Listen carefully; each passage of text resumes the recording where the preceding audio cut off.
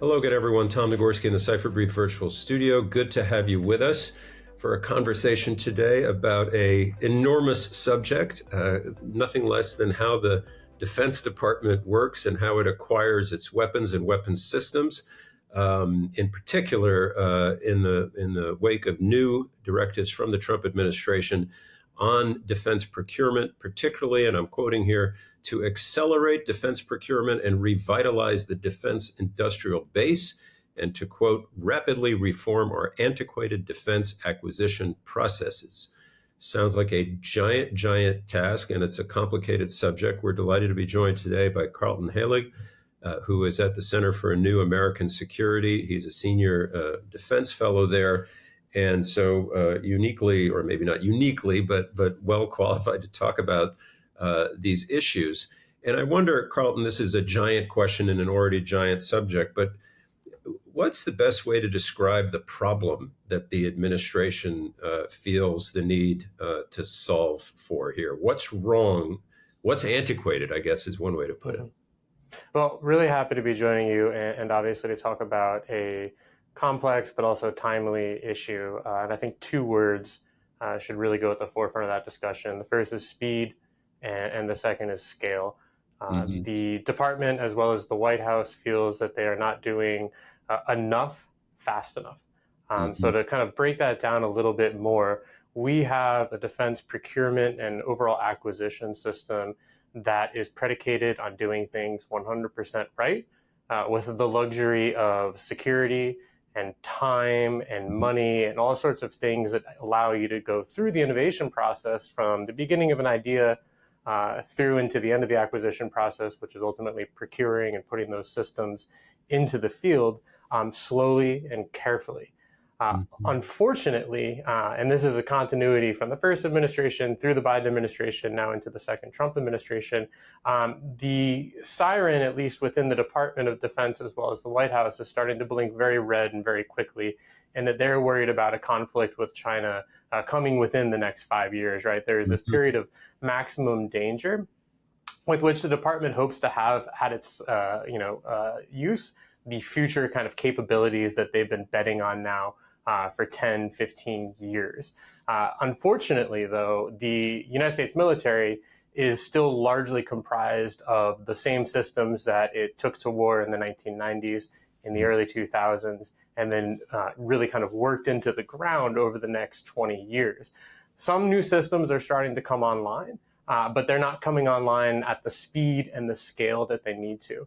So for an administration like the Trump administration that's focused on doing things efficiently, but also having this kind of forward-leaning security bent, particularly when it comes to deterring China in the Indo-Pacific, but also being prepared to kind of fight and win that war if necessary and if it comes to it, they're looking for ways to speed that up, to scale that up, and to do so with the most efficiency. The future of national security is here. Introducing the Cipher Brief's NatSec Edge Conference, June 5th through 6th, 2025 in Austin, Texas. Join leaders from intelligence, defense, private industry, and investment as they explore the innovations shaping tomorrow's world. Gain critical insights, connect with top minds, and shape the future of security in an interconnected world. Don't just witness the future, be a part of it. Secure your spot now at natsecedge.com. Now, you've sort of half answered this already, but I think some people who are not well-versed at all, which is maybe a lot of Americans, in the way things are made and done in the procurement world of defense, might say, well, wait a minute. The United States spends so much money and kind of always has, at least in our lifetimes, on defense. How is it that, that this nation of all countries should have a problem with scale and speed and all the things you've just been talking about? A lot of it's process-based, and you're correct to point out the Trump administration is at least planning to submit a budget request that they're saying equals about $1 trillion between the reconciliation bill and then the president's budget request for discretionary spending. And that's a lot of money. And the average American might look at that top dollar amount and say that should buy a lot of stuff. And that stuff can be comprised of things like aircraft, things like ships, missiles, communications gear, satellites, etc. And while that is very correct, and the department does buy a lot of stuff, part of the problem is that they also spend a good chunk of change, a good chunk of money, as well as time and effort developing that stuff. And right now we're in a position where the department's emphasis on researching and developing, testing, and evaluating what they refer to as RDT&E, which is its own portion of the budget, is getting an increasing share of the overall dollars spent by the Pentagon, especially as it relates to how much that money is transitioning into the Pentagon buying those systems and actually getting them into the warfighters' hands. So it's a problem right now of them focused on getting the latest and greatest, but making sure it is the latest and greatest through these various testing and evaluation steps. And I saw a really interesting figure when I was doing some research this morning. The Government Accountability Office, which is kind of this non-Pentagon organization that oversees a lot of the executive branch spending, did a report, and they found that for major defense programs, so the things the average American might think like destroyers or Apache helicopters or Tomahawk missiles, of those programs, for every dollar increase in spending, it's a 2 to 3 relationship, 2 to 3 ratio between how much is being spent on cost overruns because the government is spending more money than it thought on actually testing and evaluating these compared to actually buying more of these things. So all of the errors in accounting and the overspending that you hear so much about in the news isn't necessarily going towards buying more of the things that will keep us as Americans safer, but actually going towards errors and overruns and testing for too long, evaluating for too long, finding problems with that process, and so on. So the math is not working out towards the department getting more of what it needs. So this is probably a hard question to answer then, but if process is as much a part of this as you and others have said, we had a conversation, as I mentioned a moment ago, about shipbuilding, and a lot of the same issues were raised. How do you go about then fixing a process? Because that's not any faster, I would think, than building some of these complex systems, right? I mean, is it a kind of management overhaul thing? What's involved? Well, as a student of innovation in a previous point in my career, I can tell you that everything with innovation, adaptation, experimentation, a lot of times it comes back to culture. The Department of Defense has a very entrenched culture when it comes to its acquisitions process. And by acquisitions, I mean everything from the concept phase to the evaluation to the actual purchasing and deployment of new defense systems. And it's a culture that has been built up over decades to prioritize routinization of evaluation standards, of practices, of all sorts of contracting regulations and all sorts of requirements, both big R requirements and little R requirements. That is kind of official requirements coming from the services and the combatant commands, but also requirements of, just making sure the system works and it does what it says it can do, that have become entrenched and really started to bog down the system. It's very easy as somebody who isn't sitting in the desk right now in the Pentagon to say, we need to streamline the process. I will admit that is somewhat of a kind of throwaway line. We need to make it smoother. We need to streamline it. It's not enough to really say that. There has to be some concrete recommendations, I think, that you can come away when you say, make this process better.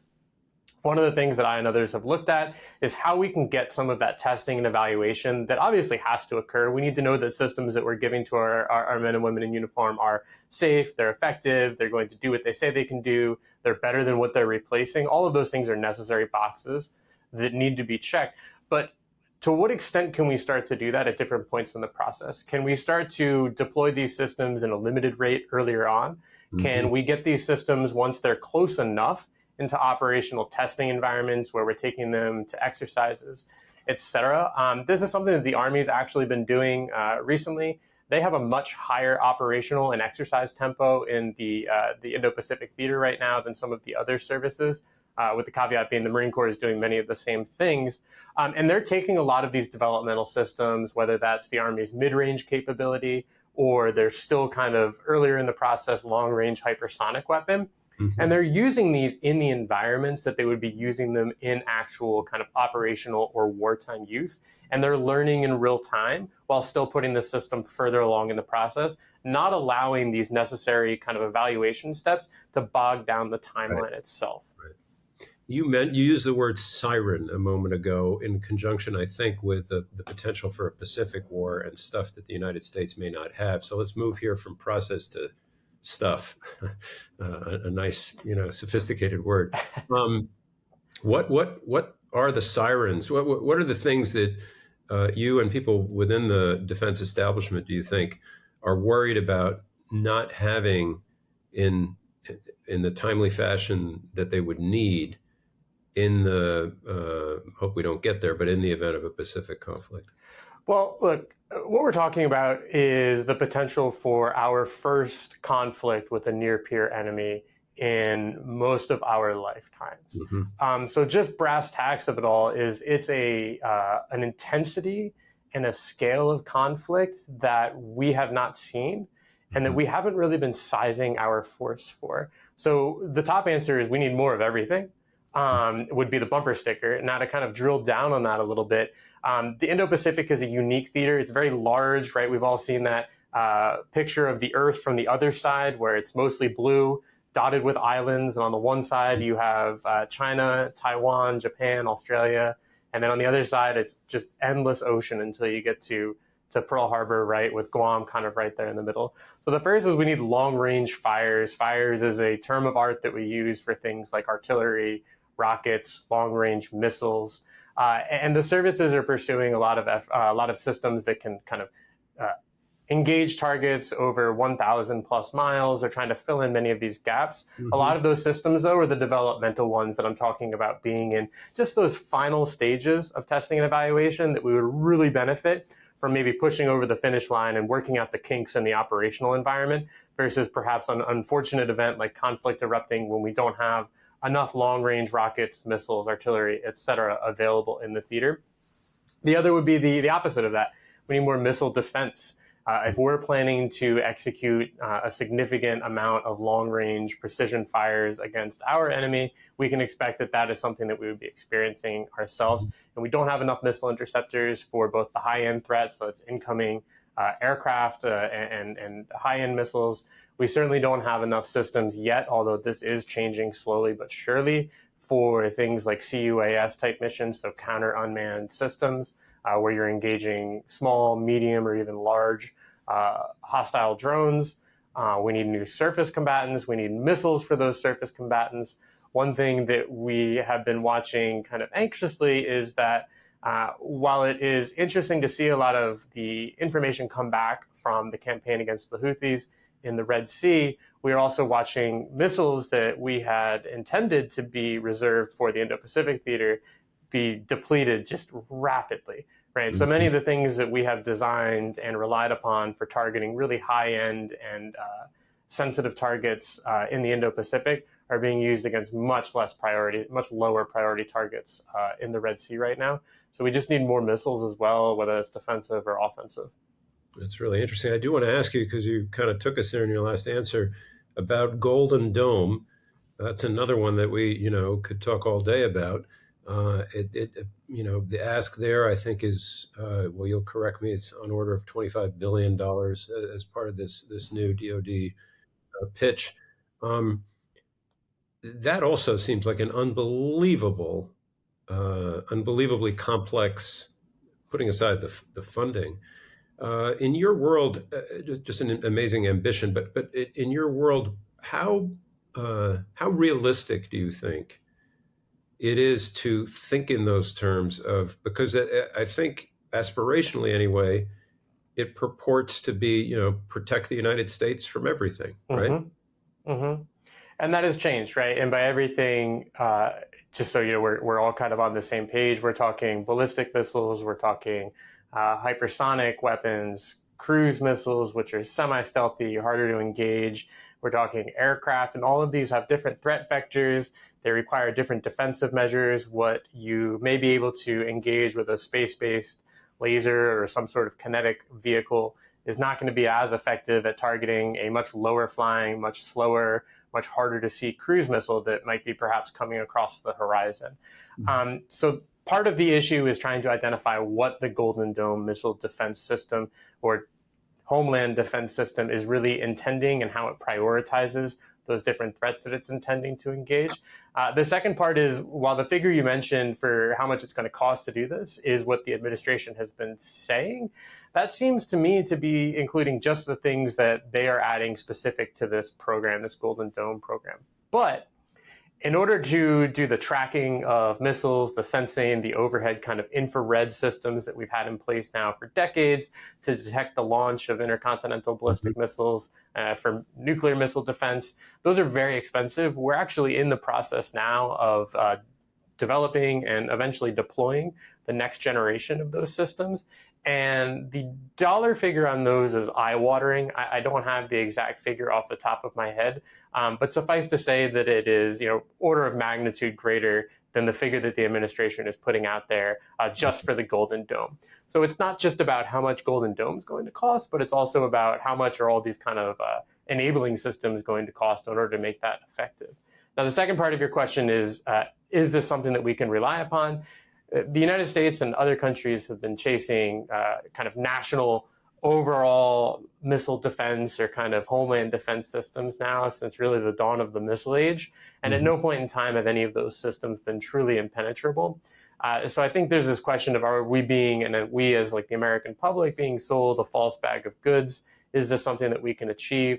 And on that, I'll only say that the Reagan administration tried, and it didn't necessarily work out. They ended up abandoning the plan because of the costs associated with it. You can do anything if there's enough money, but as we all know, there's only a finite amount of money, even towards defense, that the White House and Congress are going to be able to agree on.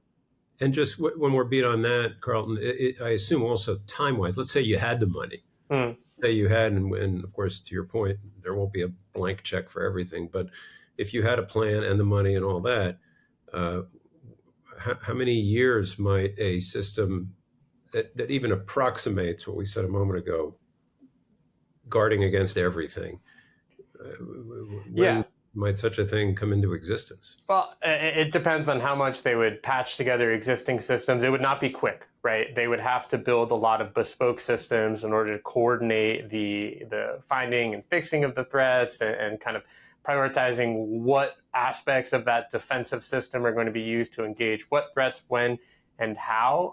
It would not be a short time frame whatsoever. And then you run into the question of, if this thing got halfway toward being built, does a future administration say, you know what, this is an unnecessary sum of money, we're going to abandon this, and then you have that backcasting of all that sunk funding that you've already put into the system that is now largely moot because you're not going to be continuing onward with it. I think it's important to think about missile defense. I think that there are honest kind of regional missile defense challenges that we should be thinking about, and we are thinking about through various measures. But I think the kind of white elephant of chasing, or white whale of chasing the national level missile defense system is just too expensive. It would take too long, and it's really not something that might be achievable even technically. Yeah, we're a little larger than Israel, is points right. Last question, Carlton. You've been very generous with your time. Just, are there risks associated with this? Back to the trio of executive orders. There's a lot of emphasis on speed and flexibility and fast execution and all that. Are there risks associated? From either, you mentioned before that there's been an obsession with getting everything right, safety and so forth. How worried ought citizens to be that things may tilt in the other direction? There's certainly risk. Those requirements and those various steps that are in existence to go through in terms of testing, evaluation, operationally testing these through various exercises before putting the stamp on these and saying these are ready for prime time, they're ready to go at scale out into the military and be used in whatever type of contingency they might find themselves, are there for a reason. Mm-hmm. So you're really kind of trading this consideration of urgency, looking forward to this period of maximum danger in the rivalry, the military rivalry with China in the Indo-Pacific, as well as Russia and Europe. It's important to not forget about that situation. You're weighing that sense of urgency and that need to be prepared, both with enough of what we have available to us now, but also expediting those things that are on the near horizon through those stages, with kind of that concern about safety and effectiveness. So I think the more that you can still do those checks, right, those steps in the innovation and adaptation process through operational and exercising them in real world conditions, that's still necessary. But the more that we can do that kind of toward the right in the process and further out towards getting those into the military, the better. But there's certainly no way to get around the fact that you are trading risk for speed. Okay, we have to leave it there, but Carlton Halig, thank you so much for all the insights. Carlton Halig is Defense Fellow at the Center for New American Security. A lot to talk about, and we appreciate all the answers you gave. Thanks for being with us at the Cipher Brief. Thank you.